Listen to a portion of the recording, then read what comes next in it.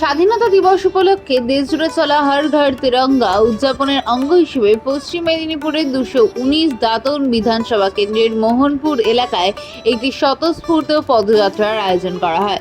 মিছিলে অংশ নেওয়া কর্মী সমর্থকেরা প্রতিটি বাড়িতে তিরঙ্গা লেখায় একটি বর্ণাঢ্য ব্যানার হাতে নিয়ে এলাকা পরিক্রমা করেন। উক্ত কর্মসূচিতে উপস্থিত ছিলেন মেদিনীপুর সাংগঠনিক জেলা বিজেপি সাধারণ সম্পাদক দেবগোপাল বেরা, দাঁতন বিধানসভার বিধায়ক সহ দলের একাধিক নেতৃত্ব ও স্থানীয় সাধারণ মানুষজন।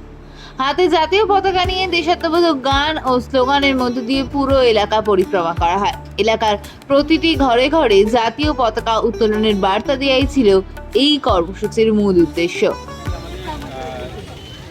যাত্রা ছিল দাঁতন বিধানসভা মোহনপুরে তেরেঙ্গা যাত্রা করার পর আমাদের এখানে একটা কর্মসূচি ছিল, আমাদের উদ্ঘাটন ছিল একটা বিধানসভা কার্যালয়।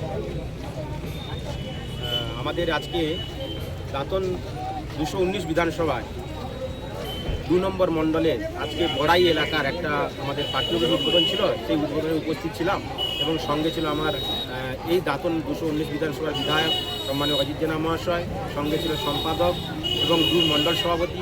সবাই মিলে আজকে এই শুভ দিনে 15ই আগস্ট একটা আমরা স্বাধীনতা দিবসের দিন, এই শুভ দিনে আজকে এই কার্যক্রম হয়েছে আর কি।